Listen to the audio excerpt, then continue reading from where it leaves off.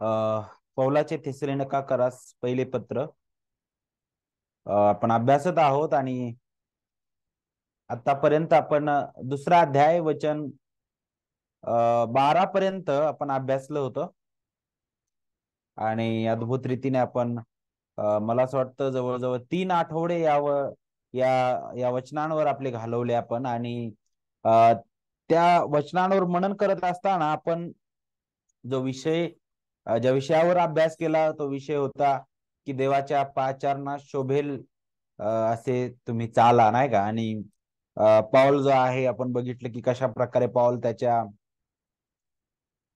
प्रेषितपणाची तो साक्ष देतो किंवा त्याने केलेल्या आणि त्याच्या सहकर्म्यांनी केलेल्या सेवेचं तो समर्थन करतो. कारण अनेक लोक असे होते जे त्याच्यावर आरोप करत होते, त्याच्या सहकर्म्यांवर आरोप करत होते आणि त्याने वचन 1 पासून तर वचन 12 पर्यंत ते सर्व जे आरोप होते त्यांचे ते खारिज केलेले आहेत. आज विशेष करून आपण जो संदर्भ अभ्यासणार आहोत तो संदर्भ वचन 13 पासून तर वचन 16 आहे आणि नक्कीच वचन 13 ते 16 हा एक संदर्भ आहे. परंतु यातील आपण फक्त वचन 13 वर आज मनन करणार आहोत. परंतु आपण हे संपूर्ण वचन अगोदर वाचूया. ओके. तर वचन 13 पासून पुढे, या कारणांमुळे आम्ही ही देवाची निरंतर उपकारस्तुती ह्यामुळे करतो की तुम्ही आमच्यापासून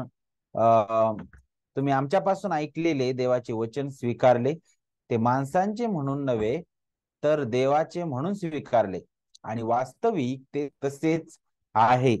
ते तुम्हा विश्वास ठेवणाऱ्यात कार्य करत आहे. बंधूंनो, यहूद्यातील देवाच्या ज्या मंडळ्या ख्रिस्त येशूच्या ठायी आहेत त्यांचे तुम्ही अनुकरण करणारे झालात. म्हणजे त्यांनी यहूद्यांच्या हातून जी दुःखे सोसली तीच तुम्ही आपल्या देश बांधवांच्या हातून सोसली. त्या यहूद्यांनी प्रभू येशूला व संदेष्टांनाही जीवे मारले आणि आमचा छळ करून आम्हाला बाहेर घालवले. देवाला जे प्रिय ते ते करत नाहीत व ते सर्व माणसांचेही विरोधी झाले आहेत. परराष्ट्रीयांचे तारण व्हावे म्हणून आम्ही त्यांच्या बरोबर बोलतो. ते बोलण्याची ते मनाई करतात, हे ह्यासाठी की त्यांनी आपल्या पापांचे माप सर्वदा भरत राहावे. त्यांच्यावरील क्रोधाची परिसीमा झाली आहे. देवाप करो वाचलं वचन आपल्यासाठी तो आशीर्वादाचा करो.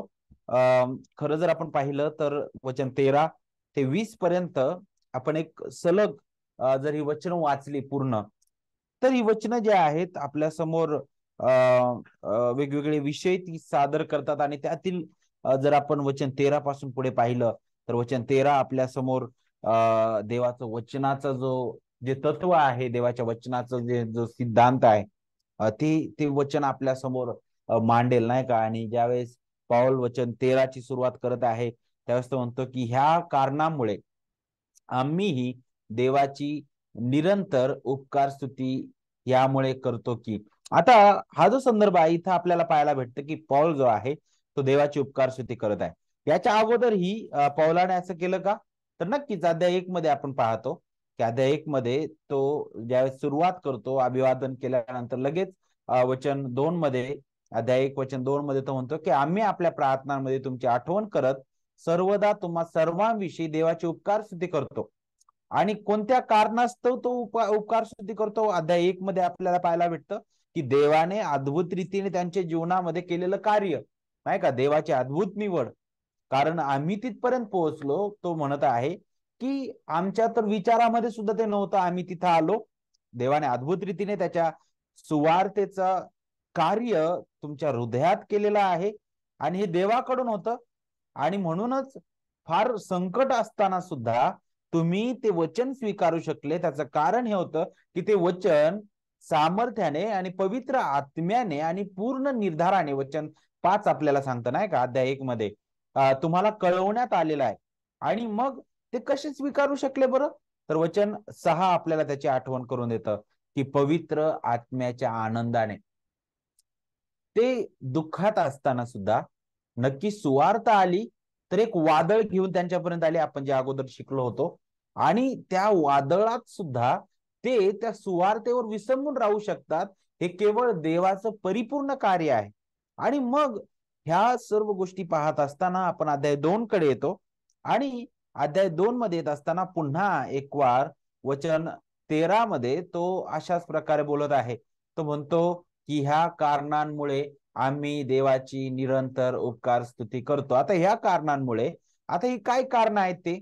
एक तर आपल्याला पहिले जे अगोदर पाऊल बोललेलं आहे त्याची आठवण ते करून देतं.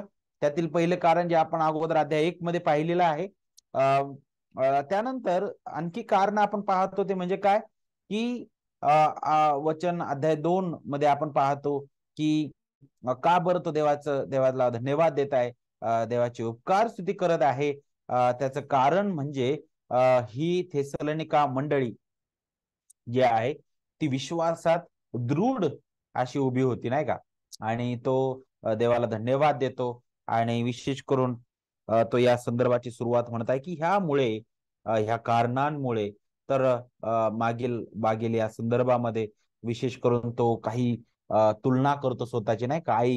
आईसारखं तो म्हणतो, नाही का? मी तुमच्यामध्ये आलो तर एका दाईसारखं मी होतो, तुमच्यामध्ये सौम्य वृत्तीचा असा होतो मी, वचन 7 मध्ये, नाही का? आणि वचन 9 मध्ये आपण पाहतो की तो पुढे वडिलांचं पण तो आठवण किंवा तुलना करतो स्वतःची, की वडील जसं आपल्या मुलांना करतो त्या प्रकारे मी तुमच्यामध्ये आलो, तुम्हाला बोध करत धीर देत आलो. आणि त्याच्या अगोदर वचन 9 मध्ये आपल्याला पाहायला भेटतं की तिथं सांगितलंय की बंधूंनो, आमचे श्रम व कष्ट ह्यांची आठवण तुम्हाला आहे, तुमच्यातील कोणाला आमचा भार होऊ नये म्हणून आम्ही रात्रंदिवस कामधंदा करून तुमच्या पुढे देवाच्या सुवार्तेची घोषणा केली.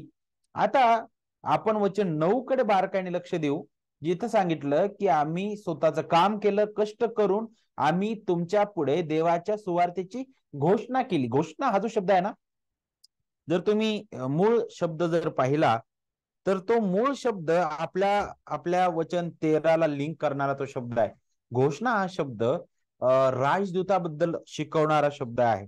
जसं राजा त्याच्या राजदूताला प्रजेकडे पाठवितो, आपल्याला पाहायला भेटतं की तो काहीतरी संदेश घेऊन आलेला आहे, काय का, प्रजेकडे. राजाने सांगितलेला संदेश जसाच्या तसा प्रजेकडे पोहोचवण्याची जबाबदारी त्या राजदूताची असते.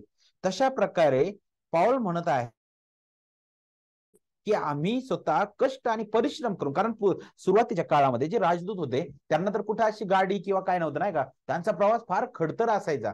त्यांना जर एखादा संदेश घेऊन जायचा आहे राजाचा, तर त्याच्यासाठी त्यांना कितीतरी कष्ट करावे लागायचे. आणि पाऊल तशाच प्रकारचं चित्र इथं उभा करतो. आणि मग आपण ज्यावेळेस या वचन 9 द्वारे आपण वचन 13 कडे येतो आणि आपण पाहतो तर तिथं आपल्याला पाहायला भेटतं की पाऊल आता वचन 13 मध्ये म्हणत आहे की आम्ही देवाची उपकार स्तुती करतो. आणि पुढे काय सांगितलंय, ती यामुळे करतो का बरं?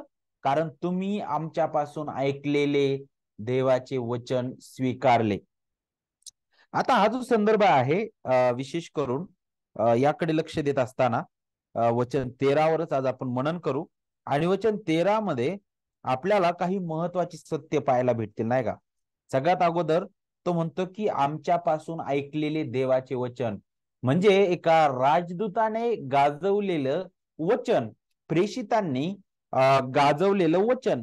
आणि त्याच्याबद्दल आपण विचार करत असताना विशेष करून देवाच्या वचनाबद्दल आपण शिकणार आहोत. वचन 13 ते 16 आपल्याला दोन भागात आपण विभागू शकतो. पहिल्या भागामध्ये देवाच्या वचनाचं आपण काय म्हणू शकतो, एक स्वभाव आपण पाहू शकतो, किंवा आपण देवाच्या वचनाची गुण वैशिष्ट्ये आपण पाहू शकतो.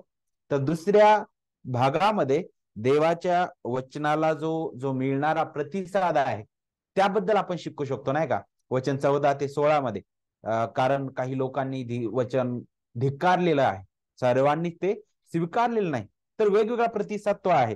परंतु वचन 13 कडे आपण पाहत असताना सगळ्यात अगोदर वचन आपण वाचत असताना प्रेषितांनी काय गाजवलेलं आहे, नाही का?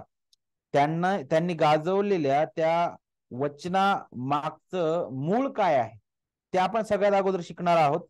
त्यानंतर त्या प्रेषितांनी जे गाजवलं ते कोणत्या आधारे गाजवलं, कोणत्या अधिकाराने ते गाजवलं, ते सुद्धा आपण वचन 13 मधून पाहणार आहोत. त्यानंतर प्रेषितांनी गाजवलेलं जे वचन आहे ते कशा प्रकारे त्याच्यामध्ये कोणती चूक नव्हती नाही का, ते अचूक आहे ते आपण पाहणार आहोत. आणि मग ते प्रेषितांनी गाजवलेलं जे वचन होतं ते वचन निष्क्रिय किंवा निर्जीव नव्हतं नाही का, ते सक्रिय होतं. त्याबद्दल सुद्धा वचन 13 आपल्याला शिकवेल. आणि शेवटी आपण पाहणार आहोत की प्रेषितांनी गाजवलेल्या वचनाला योग्य प्रतिसाद काय मिळालेला आहे. पुढच्या आठवडे आपण जो अयोग्य प्रतिसाद आहे त्यावर आपण मनन करणार आहोत. परंतु योग्य प्रतिसाद कसा होता, तर याकडे आपण पाहत असताना ही जी 5 सत्य आहेत, विशेष करून ही जी 5 सत्य आहेत त्यावर आपण या सायंकाळी मनन करूया. सगळ्यात अगोदर प्रेषितांनी गाजवलेल्या वचनाचं मूळ काय आहे, मूळ काय आहे हे आपल्याला सगळ्यात अगोदर समजणं गरजेचं आहे. बघा कशा प्रकारे सुरुवात होते. तो म्हणतो, तुम्ही आमच्यापासून ऐकलेले देवाचे वचन. जर तुम्ही बारकाईने पाहिलं तर हे वचन कुणाचं आहे, देवाचं आहे. बरोबर, अगदी स्पष्ट होतं तिथं. आणि जर तुम्ही आपण पाहिलं तर पौल जो आहे तो स्पष्ट रीतीने का बरं देवाचे उपकार स्तुती करत आहे त्याचं सुद्धा उत्तर इथं आपल्याला अगदी पहिल्याच वचनामध्ये पाहायला भेटतं. कारण थेसलोनिका येथील मंडळीने त्यांनी गाजवलेलं जे देवाचं वचन आहे ते त्यांनी स्वीकारलेलं आहे. बरोबर, आणि म्हणून तो देवाला धन्यवाद देत आहे, तो देवाची उपकार स्तुती करत आहे.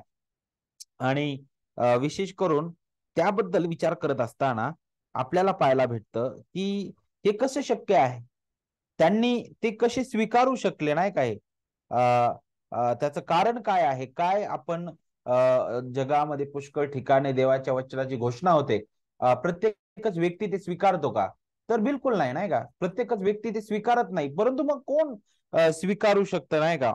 आणि जर याचं जर उत्तर आपल्याला पाहिजे पाहिजे आहे तर अध्याय 1 आपल्याला त्याचं उत्तर देतं नाही का, जे निवडलेले आहे. बरोबर, वचन 4 आपल्याला सांगतं, तुमची झालेली निवड आम्हाला ठाऊकच आहे नाही का. आणि जे निवडलेले आहे त्यांच्या हृदयात देवाचा आत्मा कार्य करतो. बरोबर, वचन 6 आपल्याला सांगतं की पवित्र आत्म्याच्या आनंदाने त्यांनी ते वचन स्वीकारलेलं आहे. अध्याय 1 वचन 6 मध्ये आपल्याला पाहायला भेटतं. तर नक्कीच हे देवाचं कार्य आहे. आपण आपल्या स्वतःच्या बळाने हे करू शकत नाही. सगळ्यात अगोदर आपण या वचनाबद्दल शिकत असताना नेमकं पौलाने त्यांनी काय गाजवलं, ते कोणतं वचन होतं. देवाचं तर होतच, परंतु काय त्यांनी गाजवलेलं आहे ते समजण्यासाठी प्रेषितांची कृत्य 17वा अध्याय वचन 1 पासून पुढे आपल्याला तिथे शिकायला भेटतं की नेमकं त्यांनी काय गाजवलेलं आहे. पहा, तिथं आपण पाहतो की फिलिप्पी नंतर पौल तिथं छळ झाल्यानंतर आपल्याला पाहायला भेटतं आम्पी फुली आणि त्यानंतर अपोलोनिया यांच्यामधून जाऊन तो थेसलोनिका येथे गेलेला आहे. वचन 2 आपल्याला सांगतं की पौलाच्या परिपाठाप्रमाणे आपल्याला पाहायला भेटतं की त्यांच्याकडे जाऊन 3 शब्दात तो राहिला आणि तो त्यांच्यासोबत वादविवाद करत होता.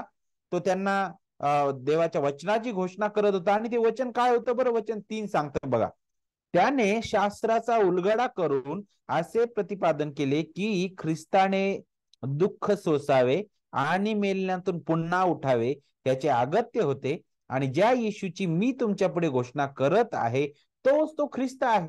त्याने काय केलं माहितीये का, तो वादविवाद कशावर करत होता, जुन्या करारामध्ये कशा प्रकारे त्या ख्रिस्ताबद्दल सांगितलेलं आहे. अरे तुम्ही म्हणता की आम्ही मोशेची नियमशास्त्र पालन करत आहोत. बरोबर, आम्हाला ते नियमशास्त्र अगदी आमच्या अंगवळणी आहेत, आमच्या हृदयावर ते आहेत, आमच्या कपाळपट्टीला ते लावलेले आहेत. परंतु म्हणतो तेच नियमशास्त्र तुम्हाला ख्रिस्ताबद्दल सांगत आहे, एका मसीहाबद्दल सांगत आहे. आणि तो मसीहा कोण आहे तो मी तुम्हाला दाखवतो. तो ख्रिस्त आहे. तो त्याने यावं, त्याने दुःख सोसावं, तो मरण पावणार आणि तो पुन्हा उठणार आहे. हे अगत्य होतं. आणि तो म्हणतो की हे घडलेलं आहे. आणि तो कोण आहे मग, तो येशू आहे. त्याची घोषणा मी तुमच्या समोर करत आहे. हे वचन जे होतं आपल्याला पाहायला भेटतं. अनेक लोक ऐकत आहेत, तर तिथं परराष्ट्रीय लोक पण ऐकत होते, यहुदी लोक पण ऐकत होते. परंतु त्यांच्यामधील काही लोकांनी ते स्वीकारलं जे निवडलेले होते, नाही का, ज्यांच्या हृदयात देवाच्या आत्म्याने कार्य केलं, त्यांनी ते स्वीकारलं. आणि इथं पुढे अध्याय 13 वचन 13 जे आहे, पुन्हा एक वार पहिले थेसलोनिका पत्र 2 अध्याय वचन 13 कडे पुन्हा आपण पाहू. इथं काय सांगितलंय, तुम्ही आमच्या पासून ऐकलेले देवाचे वचन. आता जसच्या तसं ते देवाचं वचन त्यांच्या समोर गाजवत आहेत. आमच्यापासून ऐकलेले देवाचे वचन, हे शब्द आपल्याला मला असं वाटतं इफिस्करास पत्रामध्ये आपण पाहतो. 2 अध्याय जर आपण बारकाईनं वाचलं तर त्याची आठवण आपल्याला करून देईल की आमच्यापासून देवाचं वचन, देवाने संदेष्ट्यांना आणि प्रेषितांना आपल्याला पाहायला भेटतं की त्याचं मुख म्हणून देवाने उपयोगात आणलं. कशा प्रकारे? कारण देव जे बोलत होता ते संदेश ते सांगायचे, बरोबर. तशाच प्रकारे नवीन कराराच्या काळामध्ये देवाने प्रेषितांना उभं केलं. आणि म्हणूनच इफिस्करास पत्र 2 अध्यायामध्ये 20-21 मध्ये सांगितलेलं आहे की तुम्ही संदेश आणि प्रेषित यांच्या शिक्षणाच्या पायावर तुम्ही रचल्या गेलेले आहात, नाही का. आणि आपण पाहतो की देवाने त्याचा शब्द त्यांना सांगितला, त्यांनी तो शब्द गाजविला आणि तो लिहून काढला. आणि म्हणून तेच आपल्याला माहित आहे, त्यावरच मंडळी उभारलेली आहे. आणि त्याच वचनांना घेऊन पौल त्या सभास्थानात गेलेला आहे आणि त्यांना त्याच वचनाची घोषणा करत आहे. ते वचन जे होतं ते खुद्द देवाचं होतं आणि देवाचं मुख म्हणून ते तिथं दिसत होते. कारण आपल्याला माहित आहे, पहिले पेत्र 1 अध्याय वचन 21 आपल्याला सांगतं, कारण संदेश मनुष्यांच्या इच्छेने कधी आलेला नाही, तर पवित्र आत्म्याने प्रेरित झालेल्या पवित्र मनुष्यांनी देवापासून आलेला संदेश सांगितलेला आहे. पाऊल आणि ते जे काही बोलत होते ते त्यांच्या मनाने नव्हतं, ते त्यांनी काहीतरी, नाही का, काहीतरी निर्माण केलेलं नव्हतं, तर ते खुद्द देवापासून आलेला संदेश होता. आता ज्यावेळेस आपण पवित्र शास्त्राबद्दल विचार करतो, तर पवित्र शास्त्र जे आहे विशेष करून आपल्याला 2 शब्दाबद्दल शिकवितं. किती? 2 शब्दांबद्दल शिकवितं. पहिला जो आहे, विशेष करून त्याला आपण विशेष प्रगटीकरण म्हणतो, नाही का. तर पहिला जो शब्द आहे त्याला देहधारी शब्द म्हणतात, जिवंत देहधारी शब्द, ज्याच्याबद्दल आपल्याला योहान शुभवर्तमानामध्ये योहान त्या शब्दाला देहधारी झाला, नाही का, देहधारी शब्द म्हणून तो प्रगट करतो, जे आपल्याला ख्रिस्ताबद्दल सांगतं. आता एक तर्कवाद आपण लक्षात घेणं गरजेचं आहे. सगळ्यात अगोदर ज्यावेळेस आपण शब्दांबद्दल विचार करतो, तर देहधारी शब्द, जिवंत देहधारी शब्द आणि जिवंत लिखित शब्द हे 2 वेगळे भाग आहेत, नाही का. परंतु ज्यावेळेस आपण या दोन्ही गोष्टीबद्दल पाहतो, तर दोन्हीही जिवंत आहे, सजीव आहे. आता जिवंत देहधारी शब्द हे आपल्याला ख्रिस्ताबद्दल दाखवतं, ख्रिस्ताबद्दल आठवण करून देतं, ज्याच्याबद्दल योहान शुभवर्तमानामध्ये आपल्याला पाहायला भेटतं. तो जिवंत देहधारी शब्द जो आहे, तो त्याच्यासाठी देवाने मानवी साधनाचा उपयोग केला, बरोबर, कुमारी, आणि त्यासोबतच पवित्र आत्म्याच्या सामर्थ्याद्वारे ते घडून आलं. आणि मानवी साधन होतं नक्कीच, परंतु त्या मानवी साधनाचा प्रभाव त्याच्यावर कधीच झालेला नाहीये. नक्कीच देवाने मानवी साधनाचा उपयोग केला. आणि आपण पाहतो की पवित्र आत्म्याच्या सामर्थ्याची छाया तिच्यावर झाली, म्हणजे आपल्याला पाहायला भेटतं तिचा पापी स्वभाव कोणत्याही प्रकारे त्याला डाग आणू शकला नाही. आणि पहा त्याचा परिणाम काय झाला, जो जन्मास आला तो पवित्र निर्दोष ख्रिस्त आपण पाहतो, नाही का. त्याच्या काही मुळीच पाप नव्हतं, परिपूर्ण मानव म्हणून तो आपल्याला दिसतो. त्याच प्रकारे जिवंत लिखित शब्द ज्यावेळेस आपण याबद्दल शिकतो, तर जिवंत लिखित शब्द जो आहे तिथे सुद्धा देवाने मानवी साधनांचा उपयोग केलेला आहे. 40 वेगवेगळे लेखक वेगवेगळ्या काळामध्ये ते जगले, नाही का. आणि पहिले पेत्रामध्ये सांगितल्याप्रमाणे की देवाच्या आत्म्याच्या प्रेरणेने, नाही का, ते होते, नाही का. इथं काय सांगितलंय की पवित्र आत्म्याने प्रेरित झालेले ते होते. तर ज्यावेळेस आपण इथं पाहतो मानवी साधना म्हणून ते 40 लेखक आपल्याला दिसतात. आत्म्याची प्रेरणा आपण पाहतो. आत्म्याची प्रेरणा म्हणजे काय बरं?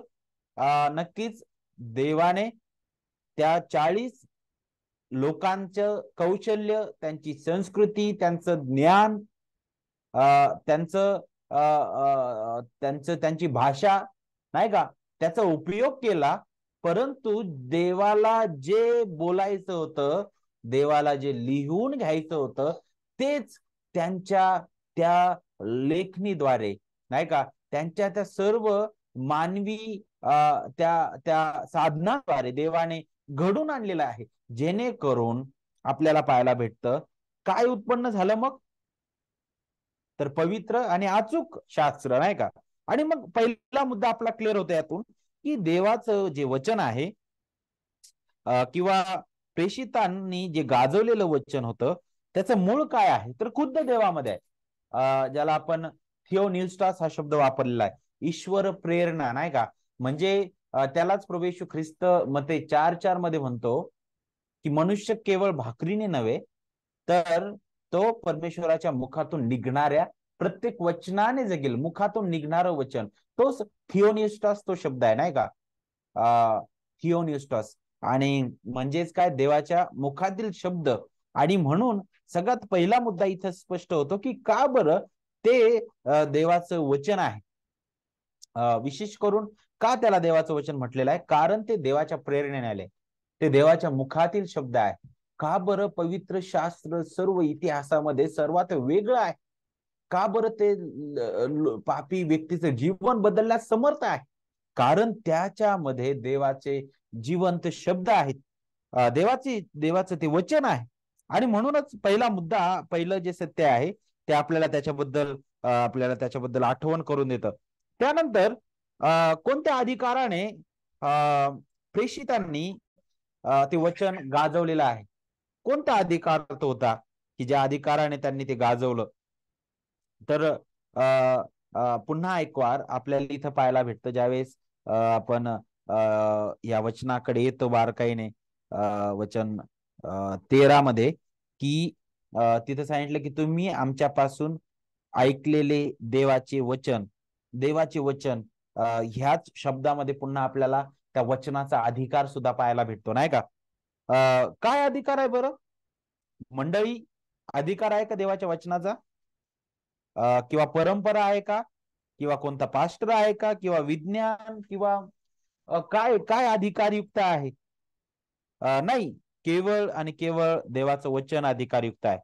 आणि आपल्याला पाहायला भेटतं की का बरं ते अधिकारयुक्त आहे, कारण त्या देवाच्या वचनाच्या मागे देव स्वतः त्याच्या सार्वभौम अधिकाराने उभा आहे. पाहिलं, देव स्वतः अधिकाराने उभा आहे. म्हणूनच ज्यावेळेस संदेश ते बोलायचे, ते कोणत्या अधिकाराने बोलायचे माहितीये तुम्ही, प्रत्येक संदेशाचे शब्द पहा बारकाईने. परमेश्वर देव असा म्हणाला, परमेश्वर देवाचे हे शब्द आहे, देव असा बोलला आहे.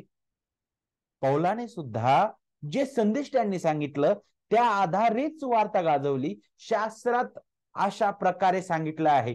जर तुम्ही करिंथकरास पत्र जर पाहिलं तर 15वा अध्याय पहिले करिंथमध्ये ज्यावेळेस तो सुरुवात करतो, तो म्हणतो की शास्त्राप्रमाणे ख्रिस्त तुमच्या आमच्या पापांबद्दल मरण पावला, शास्त्राप्रमाणे तो पुरला गेला आणि शास्त्राप्रमाणे पुन्हा उठलेला आहे. तर प्रेषितांनी कोणत्या आधारावर अधिकाराने ते वचन गाजवलेलं आहे, संदेश त्यांचा अधिकार कोणता होता, तर खुद्द देव, या शब्दांमागे देव उभा आहे अधिकाराने नाही का. आणि म्हणून देवाचं वचनच अंतिम अधिकार आहे देवाच्या मंडळीसाठी, देवाच्या लोकांसाठी नाही का, आपल्यासाठी, प्रत्येकासाठी. आणि म्हणून मी त्या अधिकारासोबत दुसऱ्या कशाची जोड लावू शकत नाही का. मी असं म्हणू शकत नाही की नाही मंडळी अधिकारयुक्त आहे, मी म्हणू शकणार नाही मंडळीच्या परंपरा, मंडळीच्या प्रथा त्या अधिकारयुक्त आहेत, किंवा मंडळीतील कोणी अधिकारयुक्त आहे, किंवा मी ज्ञानाने भरलेलो आहे तो ज्ञान अधिकारयुक्त नाही. नाही, देवाचं वचन मंडळीमध्ये सर्वोच्च अधिकारयुक्त आहे. आणि म्हणूनच मंडळीमध्ये आणि प्रत्येक व्यक्तीच्या जीवनामध्ये देवाच्या वचनाला तितकंच स्थान असायला पाहिजे. आणि पाऊल ज्यावेळेस म्हणत आहे की ह्या कारणांमुळे आम्ही देवाची निरंतर उपकार स्तुती करतो, तर नक्कीच का बरं, कारण त्यांनी ते देवाचं वचन ऐकलेलं आहे. बरोबर. पुढचं जे सत्य आहे ते म्हणजे नक्कीच देवाचं वचन त्याचं मूळ खुद्द देवामध्ये आहे, आणि खुद्द देवामध्ये आहे, देव त्या वचनामागे अधिकाराने उभा आहे, आणि त्याच अधिकाराने प्रेषित संदेष्टांनी सुद्धा ते गाजवलं, त्याच अधिकाराने प्रेषितांनी गाजवलं, त्याच अधिकाराने आज आपण सुद्धा ते वचन गाजवत आहोत. आणि मग आपल्याला पुढे पाहायला भेटतं की जर ते अधिकारयुक्त आहे तर पुढे आपल्याला पाहायला भेटतं ते देवाचं वचन या नात्याने देवामध्ये कोणत्याही प्रकारचं खोटं नाही, नाही का. देव सत्य आहे, आपल्याला माहित आहे, नाही का. तो कधीच खोटं बोलत नाही. आपल्याला माहित आहे त्याच्या ठाई अचूक असं त्याच्या ठाई चूक असं काहीच नाही, कारण तो सर्वस्वी परिपूर्ण आहे, तो सर्वस्वी पवित्र आहे, तो सर्वस्वी शुद्ध आहे, तो सत्य आहे, नाही का. आणि मग जर तो शुद्ध आहे, तो पवित्र आहे आणि तो परिपूर्ण आहे, तर त्याने दिलेलं वचन सुद्धा परिपूर्ण आणि अचूक असायला पाहिजे, नाही का. आणि ते अचूक आहे त्याबद्दल सुद्धा आपण पाहू शकतो की ते अचूक आहे, ते शुद्ध आहे. आणि म्हणून त्यामध्ये आपण कोणत्याही प्रकारे भेसळ करू नये. आपण कधीही कोणत्याही प्रकारे त्यामध्ये भेसळ करू शकत नाही. आणि जे भेसळ करतात त्यांच्यासाठी पाऊल काय म्हणतो बरं, आपण वाचूया ते वचन. जे देवाच्या वचनामध्ये भेसळ करतात त्यांच्यासाठी पाऊल काय म्हणत आहे वचन, गलती करास पत्रामध्ये पहा, वचन 6 मध्ये तो म्हणतो, मला आश्चर्य वाटते की ज्याने तुम्हाला ख्रिस्ताच्या कृपेत पाचारण केले त्याच्यापासून तुम्ही इतके लवकर अन्य सुवार्तेकडे वळत आहात. ती दुसरी नाही म्हणे, पण ती तुम्हाला घोटाळ्यात पाडणारे व ख्रिस्ताची सुवार्ता विपरीत करू पाहणारे आहेत. आणि तो पुढे काय सांगतोय वचन 8 मध्ये, परंतु जी सुवार्ता आम्ही तुम्हाला सांगितली तिच्याहून निराळी सुवार्ता आम्ही सांगितलं. परत त्याच्या शब्दाकडे लक्ष द्या. मी अगोदर जी तुम्हाला सांगितलेली आहे, ज्या अधिकाराने सांगितली त्या अधिकारामागे देव होता उभा, आणि आता मी पुन्हा येतो आणि त्याच्यामध्ये काहीतरी मी भर घालतो, भेसळ करतो आणि मी तुम्हाला पुन्हा सांगतो, नाही का. किंवा स्वर्गातून एखादा देवदूताने सुद्धा येऊन ती सांगितली. म्हणजे बघा, देवदूताने जरी येऊन सांगितले, आपण तर पुष्कळदा काय होतं की या भूतलावर असणाऱ्या प्रत्येक व्यक्तीला आपण गेलं की हा, अरे वा, तू पण बरोबर आहे, तू पण बरोबर आहे, तू पण बरोबर आहे. पण पाऊल म्हणतो की अरे, देवदूत जरी आला आणि त्याने जरी या देवाच्या वचनात जर भेसळ केली, या सुवार्तेत जर भेसळ केली, तर तो काय असो म्हणे, शापभ्रष्ट असो. शापभ्रष्ट हा शब्द इतका भयंकर आहे. क्षणात त्याची राख हो म्हणे, क्षणात तो निस्तनाभूत हो. आणि आपल्याला पाहायला भेटतं की तशाच प्रकारे आहे.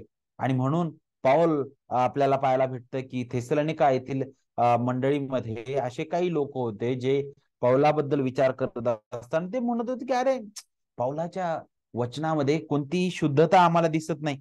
पाऊल जे शिकवत आहे त्याच्यामध्ये आम्हाला कोणत्याही प्रकारे शुद्धता पाहायला भेटत नाही.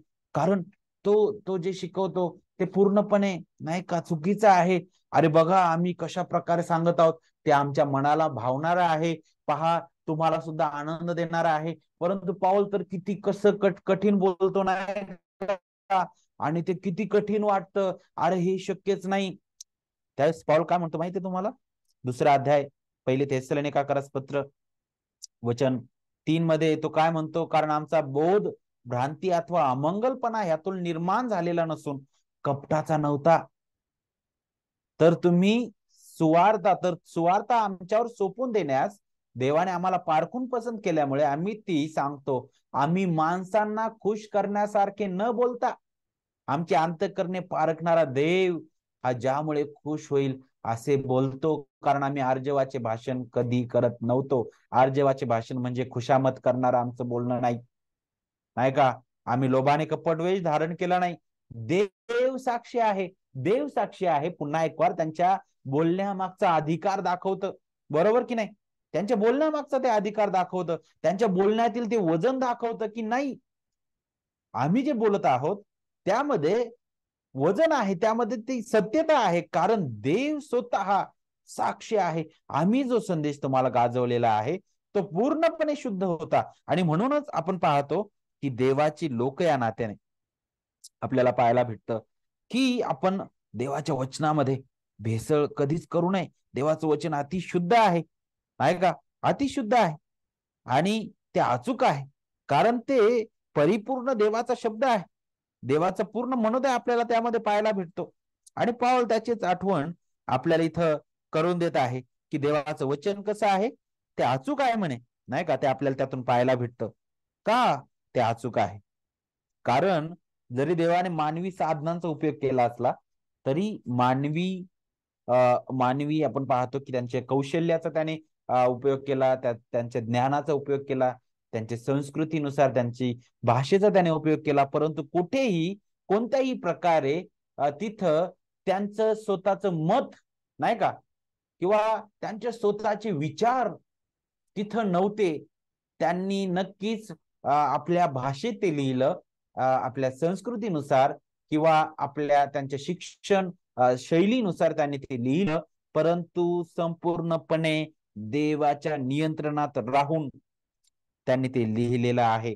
आणि म्हणूनच आपण पाहतो की ते अचूक आहे, ते अचूक आहे. आणि जर तुम्ही 13 पाहिलं तर तिथं काय सांगितलं बघा, तिथं सांगितलं की तुम्ही देवाचे तुम्ही आमच्यापासून ऐकलेले देवाचे वचन स्वीकारले व ते माणसांचे म्हणून नव्हे तर देवाचे म्हणून स्वीकारले. आणि पुढे बघा, वास्तविक ते तसेच आहे.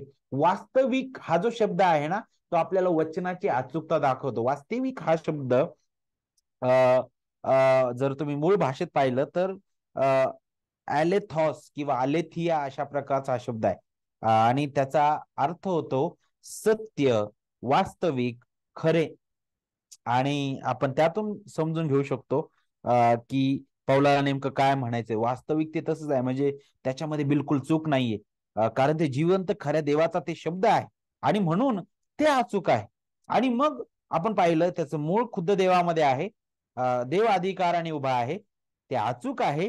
आणि मग पुढे ते अचूक आहे तर मग पुढे काय, ते निर्जीव आहे का? तर नाही. पुढे काय सांगितलं वचन 13 मध्ये शेवटचा भाग, ते तुम्हा विश्वास ठेवणाऱ्यात कार्य करत आहे. ते वचन निर्जीव नाहीये तर सक्रिय आहे. देवाचं वचन कसं आहे? सक्रिय आहे. ते तुम्हा विश्वास ठेवणाऱ्यात कार्य करत आहे.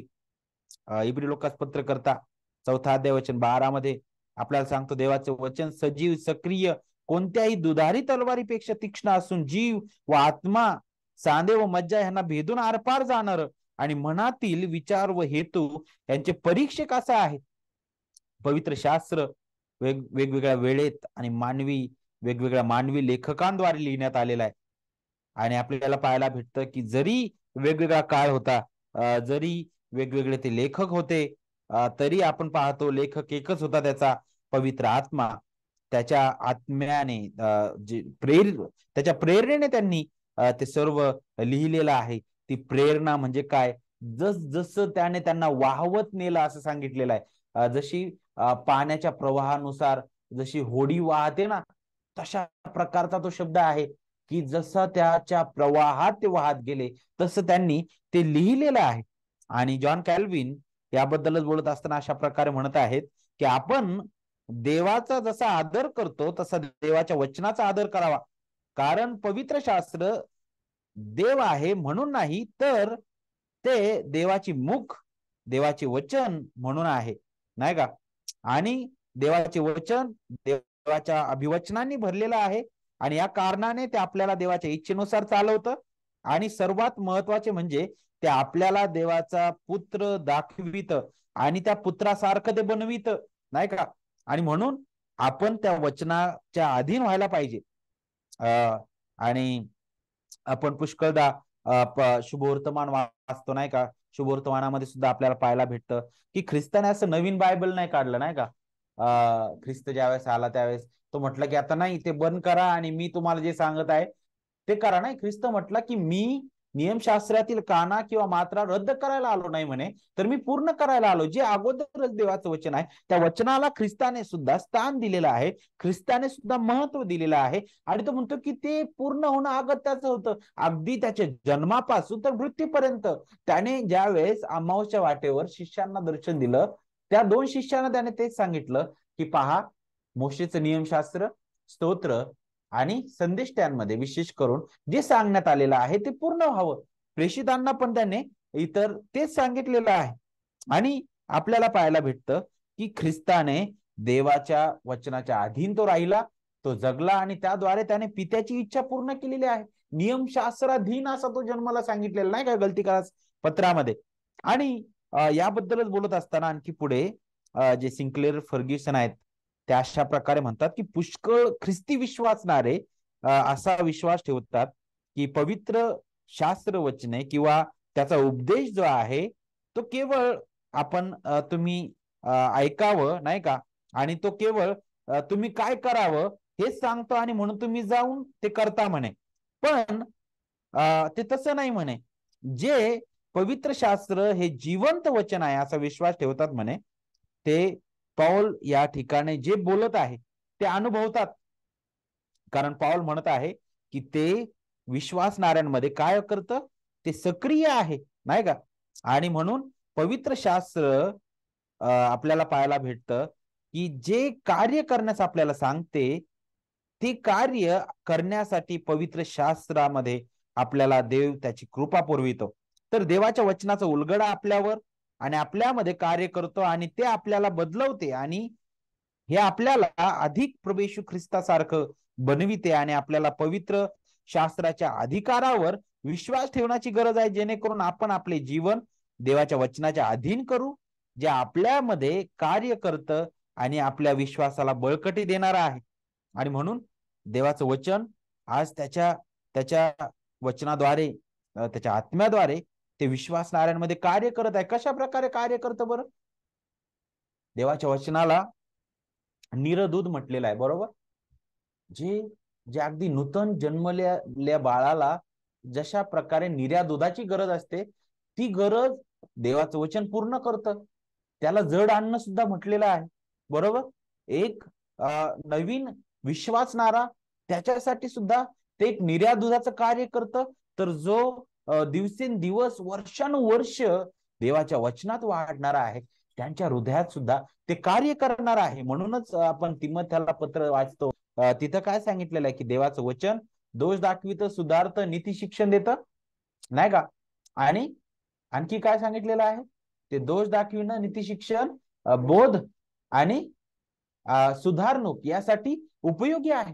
हे प्रतिदिवशी विश्वासणाऱ्याच्या जीवनामध्ये घडतं. पुष्कळदा मी दुःखी होतो, तुम्हाला माहिती आहे का, माझ्या दुःखात देवाचं वचन माझं सांत्वन करतं.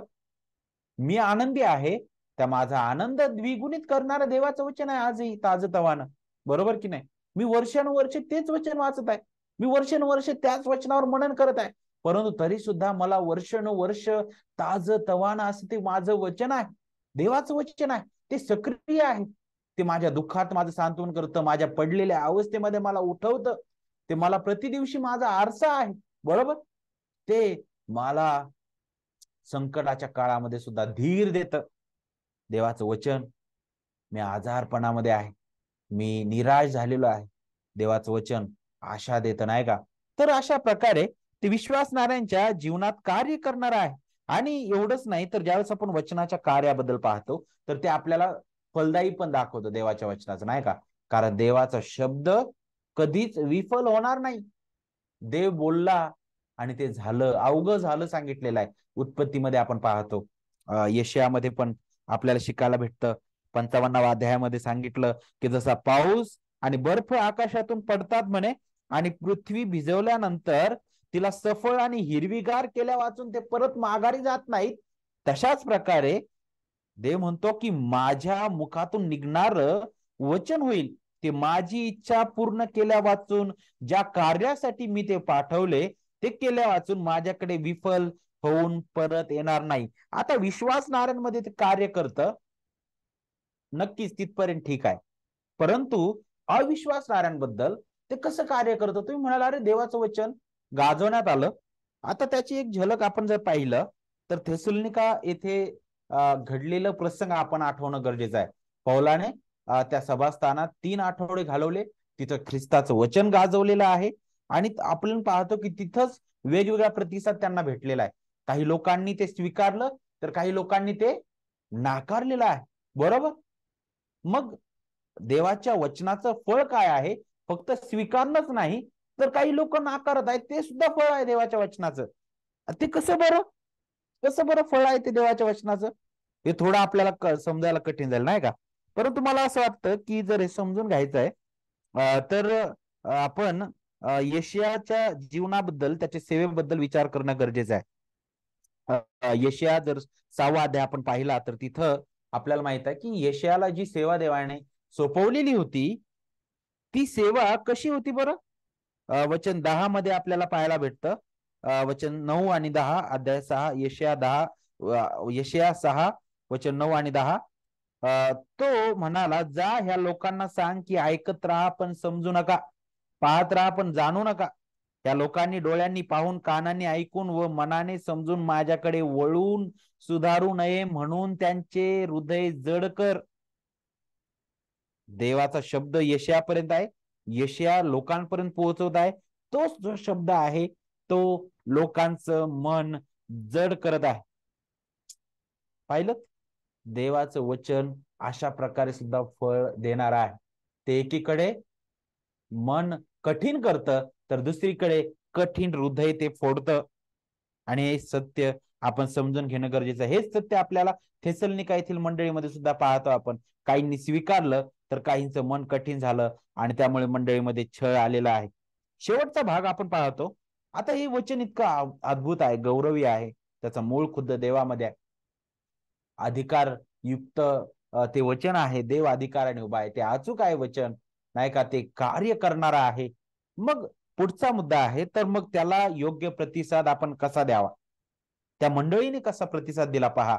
इथं काय सांगितलं की तुम्ही आमच्यापासून ऐकलेले देवाचे वचन स्वीकारले, ते माणसांचे म्हणून नव्हे तर देवाचे म्हणून स्वीकारले. इथं दोनदा स्वीकारले हा शब्द आलेला आहे. का बरं असं म्हटलेलं आहे? दोनदा हा शब्द का वापरला पावलाने? इंग्लिशमध्ये वेगवेगळे शब्द आहेत. मूळ भाषेमध्ये सुद्धा जर आपण पाहिलं तर इथं 2 वेगळे शब्द वापरलेले आहेत, परंतु मराठीमध्ये फक्त स्वीकारले हाच शब्द वापरण्यात आलेला आहे. स्वीकारले, ज्यावेळेस पहिला स्वीकारले हा शब्द आपण पाहतो, तुम्ही आमच्यापासून ऐकलेले देवाचे वचन स्वीकारले, हा शब्द आपल्याला कशाबद्दल सांगतो? हा शब्द कुणीही करू शकतो त्याच्याबद्दल आठवण करून देतो. ऐकलेले देवाचे वचन स्वीकारले, हा शब्द आपल्याला ऐकण्याबद्दल आठवण करून देणारा शब्द आहे. देवाचे वचन सर्वच ऐकू शकतात पण सर्वच स्वीकारत नाहीत, हे आपल्याला समजणं गरजेचं आहे. ते आत्मिक रीतीने मृत आहेत. का बरं नाही सगळेच स्वीकारत? कारण सर्वच मानवजात आपल्या अपराध आणि पातकामध्ये कशी आहे? मृत आहे. देवाचे वचन केवळ त्यांच्या कानापर्यंत जाते परंतु त्यांच्या हृदयापर्यंत कधी जाणार नाही ते. आणि म्हणून हे स्वीकारणं आपल्याला त्या बाह्य नाही का कार्यापर्यंत किंवा बाह्य कृतीबद्दल आठवण करून देतं. पण आपण पाहतो थेसलोनिका येथील मंडळी जी होती त्यांच्याबद्दल तसं नाहीये. प्रेषितांनी गाजवलेलं वचन हे केवळ त्यांच्या कानापर्यंतच नव्हतं तर त्यांच्या हृदयात पेरलं गेलेलं आहे. कारण हे देवाचं परिपूर्ण कार्य होतं, नाही का? आणि हे कसं शक्य आहे? हे कसं घडून येऊ शकतं? हे कसं घडलेलं आहे? तर त्याचं उत्तर आपण पाहतो, अध्याय 1 आपल्याला देतं. कारण देवाची ती सुवार्ता सामर्थ्याने आलेली आहे, पवित्र आत्म्याच्या सामर्थ्याने ती आली आपण पाहतो, आणि पवित्र आत्म्याच्या सामर्थ्यानेच त्यांनी ते वचन ऐकलेलं आहे. आता पुढं दुसरा जो स्वीकारले हा जो शब्द आहे त्याच्याबद्दल विचार करत असताना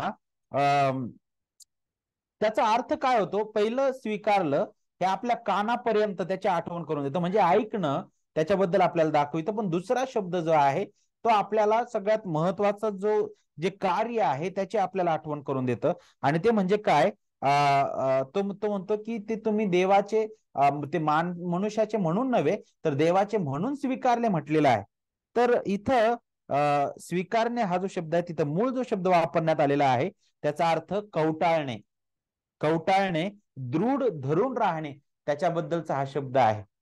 जसा आपला आवडता व्यक्ती बऱ्याच वर्षानंतर आपल्या घरी येतो, नाही का, आणि त्यावेळेस आपली जशी प्रतिक्रिया असते त्याच्याबद्दल, नाही का, त्याला स्वीकारण्याबद्दल, त्याला आपल्या घरात घेण्याबद्दल, जणू काय तशा प्रकारचा हा शब्द आहे.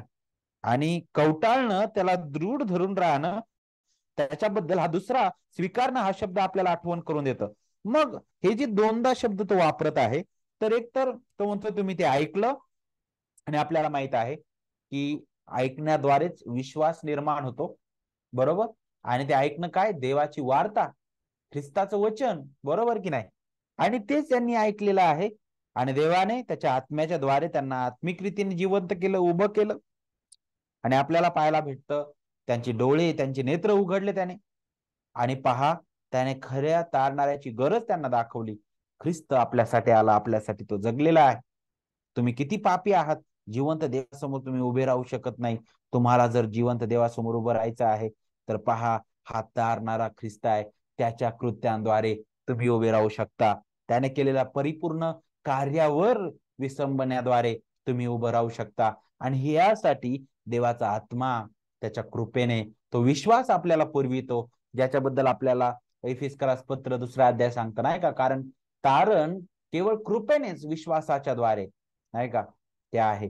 हे केवळ देवाचं दान आहे म्हणे. आणि तो विश्वास कोणावर, केवळ आणि केवळ प्रभू येशू ख्रिस्तावर. तो तो त्याचं परिपूर्ण कार्य, त्याचं येणं, त्याने केलेलं परिपूर्ण कार्य आणि त्याचं पुन्हा येणं, ह्यावर आपला तो विश्वास, त्याच्याबद्दल ते आठवण करून देतं. मग या विशेष करून संदर्भाकडे पाहत असताना नक्कीच का बरं पौल देवाची उपकार स्तुती करत आहे? कारण त्यांनी ते वचन ऐकलेलं आहे, त्याने ते स्वीकारलेलं आहे. का ते स्वीकारले, तर आपण देवाच्या वचनाचा स्वभाव, नाही का, देवाच्या वचनाची गुणवैशिष्ट्ये आपण थोडक्यात पाहिली, किंवा त्याचा स्वभाव आपण पाहिलेला आहे. का बरं ते स्वीकारू शकले? कारण हे देवाचं वचन होतं, नाही का. त्याचं मूळ खुद्द देवामध्ये आहे. का बरं ते स्वीकारू शकले? कारण देवाच्या अधिकाराने ते गाजवण्यात आलं. का बरं ते स्वीकारू शकले? कारण ते शुद्ध होतं. का बरं ते स्वीकारू शकले? कारण ते कार्य करणार आहे, ते निर्जीव वचन नाही. मग त्यांनी त्याला कसा प्रतिसाद दिलेला आहे? त्यांनी ते स्वीकारलं. आणि पहा, त्यांचा प्रतिसाद आपल्याला अध्याय 1 मध्ये आपल्याला पाहायला भेटतं, की पहा, त्यांनी ते दृढ राखलेलं आहे. एवढंच नाही, तर ते वचन त्यांनी गाजवलं, नाही का. आणि म्हणूनच पुढे काय सांगितलेलं आहे, की तुमच्या विश्वासाचं वर्तमान सर्वत्र पसरलेलं आहे. तर मग या विषयाच्या शेवटी येत असताना आज आपल्याला आपल्या स्वतःच्या अंतःकरणात झोकून पाहायचं आहे. आम्ही नेमकं कोणत्या प्रकारचं वचन ऐकत आहोत? आम्ही फक्त कानापर्यंतच ते वचन ऐकत आहोत का? आमच्या हृदयापर्यंत ते गेलेलं आहे का नाही, नाही का. आज आपल्याला विचार करणं गरजेचं आहे. वचनाबद्दल आमचा दृष्टिकोन काय आहे? त्यानंतर खऱ्या रीतीने आपण जे वचन ऐकत आहोत ते देवाच्या अधिकारानेच आलेलं आहे का, की ते माणूस आपली भेसळ करून ते गाजवत आहे? जर तसं आहे तर आपल्याला ते सोडणं गरजेचं आहे. देवाच्या वचनाच्या अधीन होणं गरजेचं आहे. देवाच्या वचनाला आपण योग्य प्रतिसाद कसा देऊ शकतो? देवाचे लेकरे या नात्याने रोज मी वैयक्तिक देवाचे वचन वाचेल. माझ्या कुटुंबात आपण देवाचं वचन वाचू, नाही का. देवाच्या सहभागितेत एकत्रित येऊ, मंडळीमध्ये एकत्रित येणं, देवाचं वचन ऐकणं, त्याच्यासाठी आतुरलेलं असणं, नाही का. आणि अशा प्रकारे आपण देवाच्या वचनाला योग्य प्रतिसाद देऊ शकतो. म्हणून देवबाप करू आपल्याला हे वचन समजण्यासाठी सहाय्य करू आणि त्याप्रमाणे चालण्यासाठी त्याची कृपा, त्याची दया तो करू. आपण इथे थांबणार आहोत. मी पुढील वेळ आपल्यामध्ये बाबा आहे त्यांच्या